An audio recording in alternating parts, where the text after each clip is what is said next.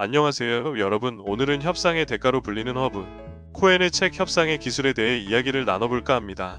이 책은 단순히 몇 가지 협상 팁이나 기술을 알려주는 것에서 끝나지 않고 우리의 삶 속에서 왜 협상력이 중요한지, 그리고 어떻게 협상이 우리의 관계와 목표에 큰 영향을 미칠 수 있는지를 깊이 탐구하고 있어요. 책의 첫 장부터 독자를 사로잡는 문구가 하나 있는데요. 인생은 끊임없는 협상의 연속이다. 이 문장에서 이미 이 책이 얼마나 실용적이고 우리의 삶에 깊숙이 들어와 있는 주제를 다루고 있는지 느껴지지 않으세요? 여러분, 세상은 협상으로 움직입니다. 연봉 협상, 집값 흥정, 심지어 데이트에서 어디 갈지 정하는 것도 협상이죠. 그런데 협상을 잘하는 사람과 못하는 사람, 결과가 너무나도 다릅니다. 오늘은 협상의 대가 허브 코엔이 전하는 협상의 기술을 통해 여러분이 협상의 고수가 될 수 있도록 도와드리겠습니다. 준비되셨나요? 자, 시작해볼까요? 1장 협상이란 무엇인가? 허브 코엔은 말합니다. 협상은 곧 인생이다. 즉, 우리가 살아가면서 마주하는 모든 관계와 결정에서 협상은 필수 요소죠. 그의 이론에 따르면 협상은 게임이 아닙니다. 상대를 이기는 게 아니라 최적의 결과를 얻어내는 과정이죠. 자, 협상에서 중요한 요소 3가지가 있어요. 협상의 3요소. 정보, 상대방보다 더 많은 정보를 가진 사람이 유리합니다. 시간, 누가 더 여유롭게 시간을 활용하는가가 중요하죠. 권력, 상대방이 원하는 걸 줄 수 있는 능력이 있어야 합니다. 예를 들어볼까요? 여러분이 중고차를 사러 갔어요. 그런데 차에 대한 정보를 모른다면? 그리고 서둘러서 결정해야 한다면?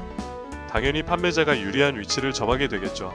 하지만 반대로 여러분이 가격 비교도 해보고 다른 대안을 알아본다면? 협상의 판도가 완전히 달라집니다.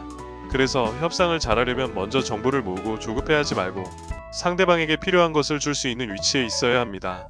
2장 협상의 출발점 마이너스 목표 설정. 협상을 잘하려면 우선 목표를 명확히 해야 합니다. 허브 코엔은 협상을 할 때 최소 목표와 최대 목표를 정하라고 조언해요.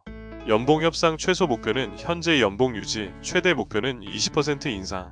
집값 협상 최소 목표는 현재 시세, 최대 목표는 시세보다 10% 저렴하게 구매. 이게 왜 중요하냐고요?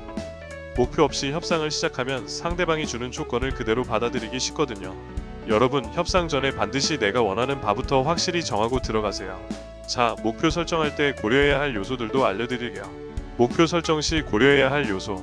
최선에 대한 협상이 결렬될 경우에 차선책을 준비하라. 협상 가능한 범위, 나와 상대방의 공통된 이익 구간을 분석하라. 앵커링, 기법, 협상의 시작점을 내가 원하는 방향으로 설정하라. 이 요소들을 활용하면 보다 효과적인 협상을 진행할 수 있어요. 3장 협상에서 심리전 활용하기. 협상에서는 심리전이 매우 중요합니다. 상대가 불안해하면 협상 주도권을 줄 수 있죠. 대표적인 심리전 기술 몇 가지를 알려드릴게요. 첫 번째, 침묵의 기술. 예를 들어 여러분이 가게에서 가격을 흥정하고 싶어요.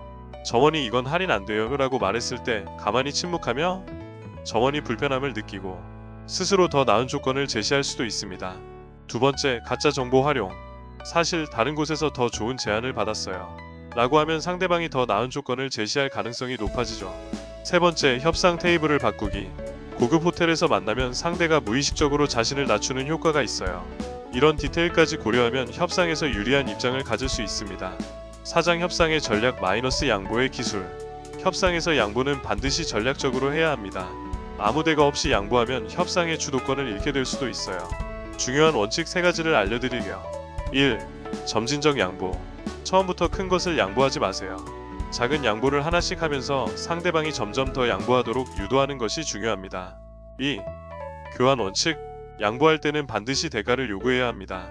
제가 이 부분에서 조정해 드릴 테니 대신 이 조건을 받아주세요 라는 식으로 말해야 합니다. 3. 신중한 양보. 너무 쉽게 양보하면 상대방은 더 많은 양보를 요구하게 됩니다. 양보할 때는 신중하게, 그리고 그 가치를 상대방이 충분히 이해하도록 만들어야 합니다. 이 원칙을 잘 활용하면 협상에서 절대 손해보지 않습니다. 5장 협상 마무리와 실전 적용. 이제 협상의 마무리에 대해 이야기해볼까요? 협상이 끝났다고 끝난 게 아닙니다. 마무리를 잘해야 성공적인 협상이 되는 것이죠. 첫째, 합의 내용을 명확하게 문서화하세요. 말로만 약속하면 나중에 오해가 생길 수 있어요. 둘째, 협상이 끝난 후에도 관계를 유지하세요. 좋은 협상가는 한 번의 거래로 끝나는 것이 아니라 장기적인 신뢰를 쌓는 데 집중합니다. 마지막으로 협상 후 복귀하세요. 무엇이 잘 됐고 무엇이 아쉬웠는지를 분석하면 다음 협상에서 더 나은 결과를 얻을 수 있습니다. 여러분, 협상은 연습입니다. 배운 내용을 직접 적용해보면서 점점 더 능숙해지세요. 지금까지 함께 해주셔서 감사합니다. 다음에 또 만나요.